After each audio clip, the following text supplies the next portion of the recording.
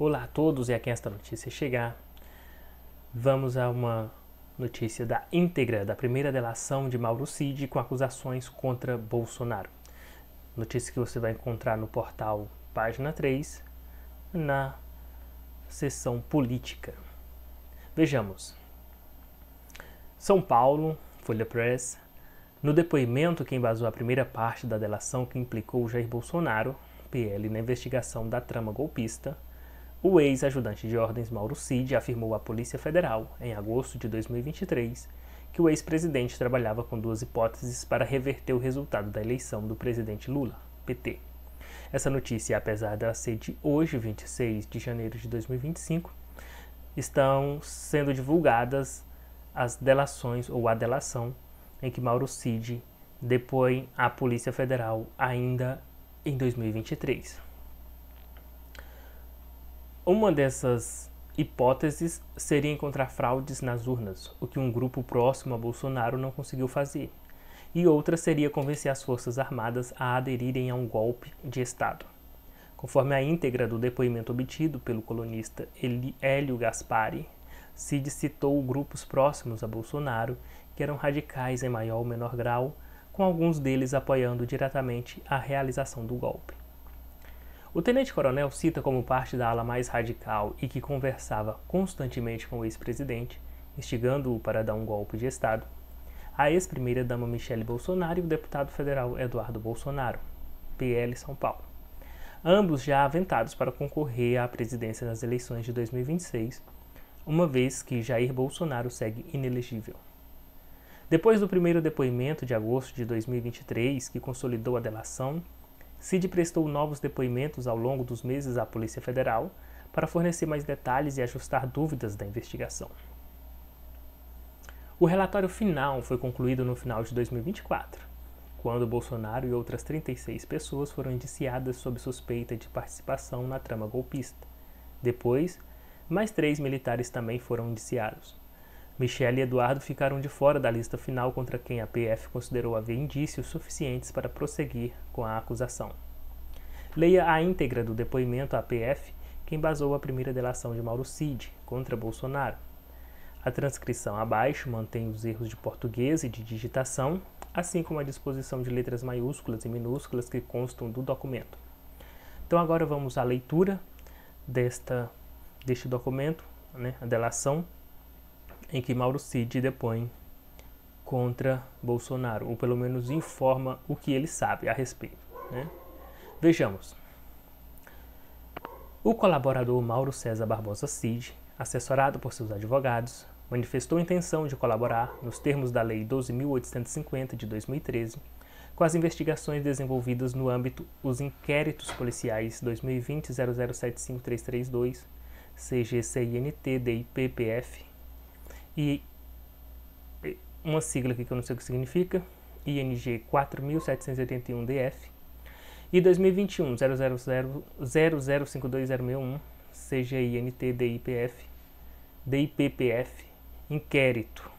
4874-DF. Então o anterior lá seria inquérito também, que tramitam no Supremo Tribunal Federal relacionados aos seguintes tópicos. Vejamos os tópicos sobre o qual ele manifestou intenção de colaborar. Ataques virtuais a opositores. B. Ataques às instituições STF e TSE, ao sistema eletrônico de votação e à rigidez do processo eleitoral. C. Tentativa de golpe de Estado e de abolição violenta do Estado Democrático de Direito. D. Ataques às vacinas contra a Covid-19 e às medidas sanitárias na pandemia. E, F, D, E, F,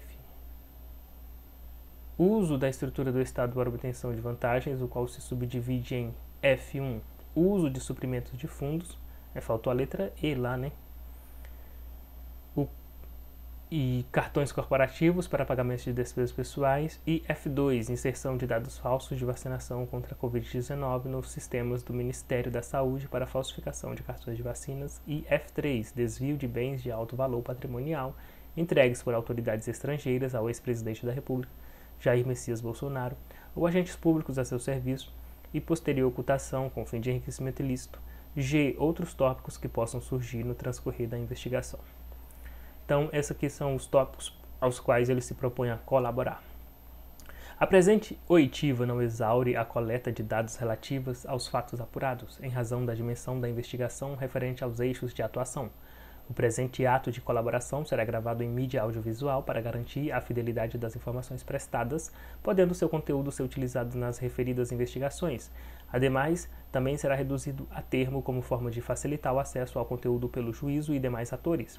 Inquirido a respeito dos fatos investigados no presente ato, o senhor, na presença de seus advogados, reafirma a renúncia ao direito de permanecer em silêncio e o compromisso legal de dizer a verdade?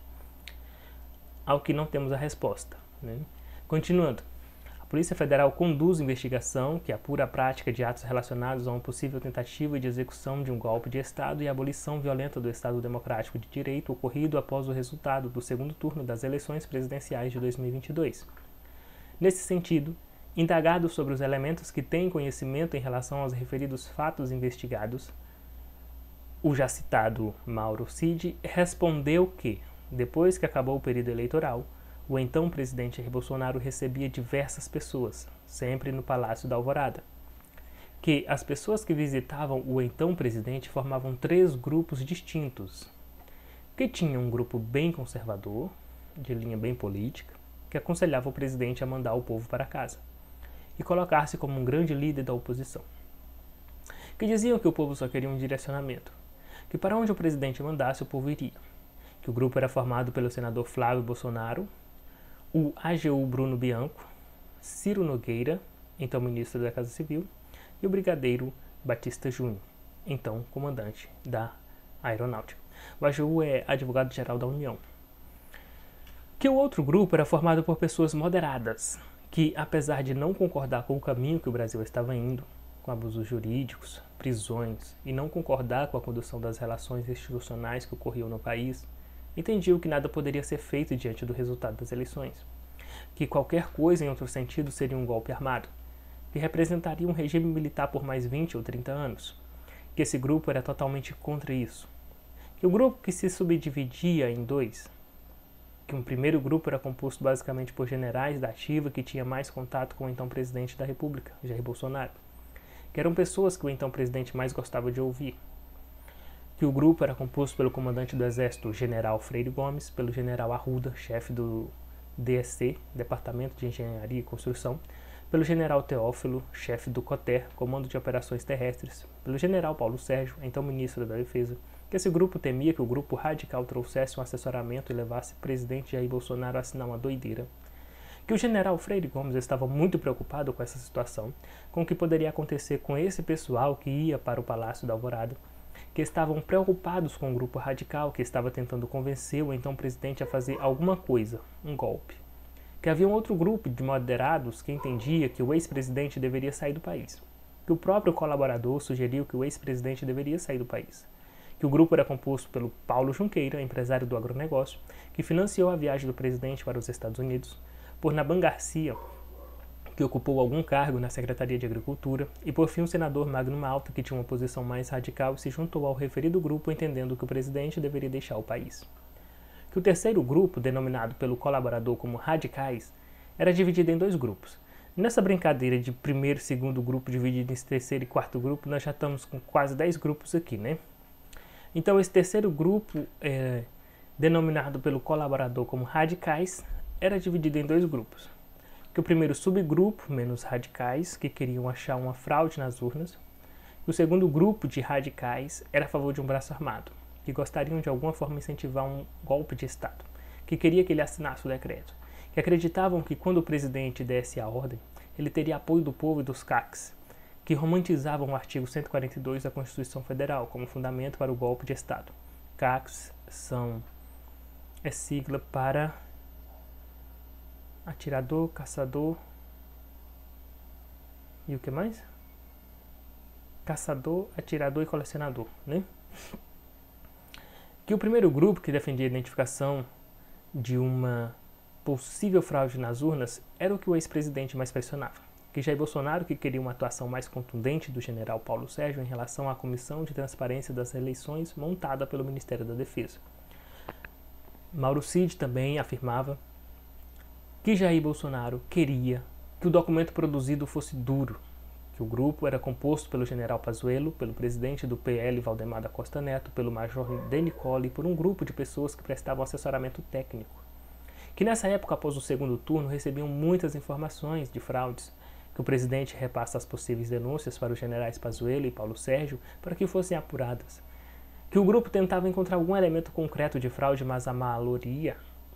era explicada por questões estatísticas, que as informações estatísticas foram tratadas pelo major De Nicolle, que o major De Nicolle era quem geralmente trazia os dados ao ex-presidente, que o grupo não identificou nenhuma fraude nas urnas, que está sendo escrita aqui já pela terceira ou quarta vez, nas umas, que a única coisa substancial que encontraram foi a questão das umas antigas que ensejou a ação do PL, que o senador Reis, que também integrava esse grupo, usava um documento do Ministério Público Militar que dizia que como o país estava em garantia da lei e da ordem, para garantia das eleições, o senador entendia que as Forças Armadas poderiam pegar uma urna, ou uma, sem autorização do Tribunal Superior Eleitoral, ou qualquer instância judicial para a realização de testes de integridade, que o senador encaminhava esse entendimento tanto ao colaborador quanto ao ex-presidente Jair Bolsonaro, para que repassassem esse entendimento ao ministro da Defesa, que o ex-presidente não encampou esse entendimento, que o ex-diretor-geral da PRF, Silvinei Vasques, era politizado, que ele comparecia a todos os eventos políticos, que ele esteve com o ex-presidente por algumas ocasiões durante o período pré-eleitoral, que não informavam o que tratavam, que a questão de compra de votos era uma preocupação constante do ex-presidente, que reclamava de maneira genérica, que não participava das reuniões entre o ex-presidente, os ministros e os generais. Mauro Cid também informava que esse grupo tinha ligação com o argentino, que quanto à parte mais radical não era um grupo organizado, eram pessoas que se encontravam com o presidente esporadicamente, com a intenção de exigir uma atuação mais contundente do então presidente, que uma dessas pessoas era Felipe Martins, ex-assessor internacional do ex-presidente ligado à área mais ideológica, que Felipe Martins vinha acompanhado de um jurista que não se recorda um nome, que o colaborador se recorda que o referido jurista escreveu livros sobre garantias constitucionais, que os encontros ocorreram em meados de novembro de 2022, que em um dos encontros o jurista também foi acompanhado de um padre, que foram mais de 2 encontros dessas pessoas com o ex-presidente Jair Bolsonaro. Seria o padre Kelmo? E esse jurista? Seria o Gandra? Que Felipe Martins, juntamente com esses juristas, apresentaram um documento ao presidente Jair Bolsonaro no Palácio da Alvorada, que o documento tinha várias páginas de considerandos, que retratava as interferências do Poder Judiciário no Poder Executivo, e no final era um decreto que determinava diversas ordens que prendia todo mundo, que determina as prisões dos ministros do Supremo Tribunal Federal, dentre eles Alexandre de Moraes, Gilmar Mendes e outros, que determinava também a prisão do presidente do Senado, Rodrigo Pacheco, e de outras autoridades que de alguma forma se opunham ideologicamente ao ex-presidente, que decretava novas eleições, que não dizia quem iria fazer, mas sim o que fazer, que o ex-presidente recebeu o documento, leu e alterou as ordens, mantendo apenas a prisão do ministro Alexandre de Moraes e a realização de novas eleições devido à fraude no pleito, que o colaborador teve ciência do documento quando Felipe Martins apresentou ao colaborador o documento impresso e de forma digital para que fossem feitas as correções, que Felipe Martins tinha uma versão digital em seu notebook, que levou para a reunião, que Felipe Martins não alterou o documento conforme pedido pelo então presidente Jair Bolsonaro naquele momento, que alguns dias depois Felipe Martins retornou, juntamente com o jurista, trazendo o documento alterado, conforme solicitado pelo então presidente Jair Bolsonaro, no Palácio da Alvorada. Que o presidente concordou com os termos ajustados e em seguida mandou chamar no mesmo dia os generais, comandantes das forças, que participaram, o almirante Garnier, general Freire Gomes e o brigadeiro Batista Júnior. Que nessa reunião com os generais, o presidente apresentou apenas os considerandos, fundamentos dos atos a serem implementados, sem mostrar as ordens a serem cumpridas, prisão do ministro Alexandre de Moraes e a realização de novas eleições. Que na reunião com os generais, Felipe Martins foi explicando cada item, que o colaborador participou da reunião operando a apresentação no computador, que o ex-presidente queria pressionar as Forças Armadas para saber o que estavam achando da conjuntura, que queria mostrar a conjuntura do país, que o colaborador saiu da sala, não participando do restante da reunião, e depois o general Freire Gomes relatou ao colaborador o conteúdo do que conversaram, que o ex-presidente apresentou o documento aos generais, com o intuito de entender a reação dos comandantes das forças em relação ao seu conteúdo, que que o almirante Garnier, comandante da Marinha, era favorável à intervenção militar, afirmava que a Marinha estava pronta para agir, que aguardava apenas a ordem do ex-presidente Jair Bolsonaro, que, no entanto, o almirante Garnier condicionava a ação de intervenção militar à adesão do Exército, pois não tinha capacidade sozinho, que o brigadeiro Batista Júnior, comandante da Aeronáutica, era terminantemente contra qualquer tentativa de golpe de Estado, que afirmava de forma categórica que não ocorreu qualquer fraude nas eleições presidenciais, que o general Freire Gomes era um meio termo dos outros dois generais, que ele não concordava como as coisas estavam sendo conduzidas, que, no entanto, entendia que não caberia um golpe de Estado, pois entendia que as instituições estavam funcionando, que não foi comprovado fraude nenhuma, que não cabia às Forças Armadas realizar o controle constitucional, que dizia que estavam romantizando o artigo 142 da Constituição Federal, que diziam que tudo o que acontecesse seria um regime autoritário pelos próximos 30 anos, decorrente de um golpe militar, que o ex-presidente teve várias reuniões com os generais, que o ex-presidente Jair Bolsonaro não queria que o pessoal saísse das ruas, que o ex-presidente Jair Bolsonaro tinha certeza que encontraria uma fraude nas urnas eletrônicas e por isso precisava de um clamor popular para reverter a narrativa, que o ex-presidente estava trabalhando com duas hipóteses. A primeira seria encontrar uma fraude nas eleições, e a outra, por Maio, do grupo radical, encontrar uma forma de convencer as Forças Armadas a aderir a um golpe de Estado. Com certeza que seria por meio. Que o ex-presidente não interferia nas manifestantes que estavam nas ruas, que o ex-presidente pediu apenas para que os caminhoneiros não parassem ao país, que acredita que os militares não adeririam a uma ideia de golpe de Estado, que, como não teve apoio dos comandantes do Exército e da Aeronáutica, a proposta de Felipe Martins não foi executada, que acredita que o ex-presidente não assinaria esse documento, que as outras pessoas que integravam essa ala mais radical era composta pelo ex-ministro Onyx Lorenzoni, pelo atual senador Jorge Seif, o ex-ministro Gilson Machado, o senador Magno Malta, deputado federal Eduardo Bolsonaro, general Mário Fernandes, secretário executivo do general Ramos, que general Mário Fernandes atuava de forma ostensiva, tentando convencer os demais integrantes das forças a executarem um golpe de Estado, que compunham também o referido grupo a ex-primeira-dama Michele Bolsonaro, que tais pessoas conversavam constantemente com o ex-presidente, instigando-o para dar um golpe de Estado, que afirmavam que o ex-presidente tinha o apoio do povo e dos caçadores, atiradores e colecionadores para dar o golpe, que não sabe se essas pessoas levavam documentos para o ex-presidente, que não presenciou todos os encontros dessas pessoas radicais com o ex-presidente, que o general Braga Neto conversava constantemente com o ex-presidente. Sempre que ele fala aqui que, está se referindo ao que foi afirmado por Mauro Cid, né? Então, Mauro Cid afirmou que o general Braga Neto atualizava o ex-presidente sobre as manifestações. Mauro Cid concordou, afirmou que não sabe informar se o general Braga Neto tinha contato com Ailton Barros. Indagado sobre pessoas que exerciam influência em relação às pessoas acampadas e que entraram no Palácio da Alvorada, responde que no dia 12 de 12 de 2022, após a prisão do cacique Sererê, na saída do Palácio da Alvorada, as pessoas de Bismarck e Paulo Souza, integrantes do canal YouTube Hipócritas e Oswaldo Eustáquio, com medo de também serem presos, ligaram para o ex-presidente Jair Bolsonaro, que Jair Bolsonaro mandou que autorizassem a entrada de Bismarck e Paulo Souza e Oswaldo Eustáquio no Palácio da Alvorada. Que a intenção era evitar que fossem presos, que após a advertência do colaborador de que a permanência de Oswaldo Eustáquio no Palácio da Alvorada poderia causar problemas, o ex-presidente determinou que um carro da presidência levasse Oswaldo Eustáquio para o local que estava hospedado em Brasília, Distrito Federal, que os integrantes do Hipócritas jantaram com o ex-presidente no Palácio da Alvorada, que não se recorda se os referidos jornalistas dormiram no Palácio da Alvorada, que os integrantes do Hipócritas tinham contato direto com o ex-presidente Jair Bolsonaro, que entendiam que os caçadores, atiradores e colecionadores apoiariam o ex-presidente em uma tomada de decisão como uma tropa civil em caso de um golpe. Que o deputado federal Eduardo Bolsonaro tinha mais contato com os caçadores, atiradores e colecionadores. E aqui encerra-se a notícia abruptamente. Não temos nenhum outro parecer da página. Aqui é somente a transcrição do que foi narrado, dito em depoimento à Polícia Federal, Mauro Cid. Essa é a notícia de hoje. Ative o seu sininho,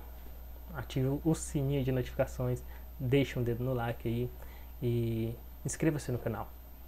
Até a próxima.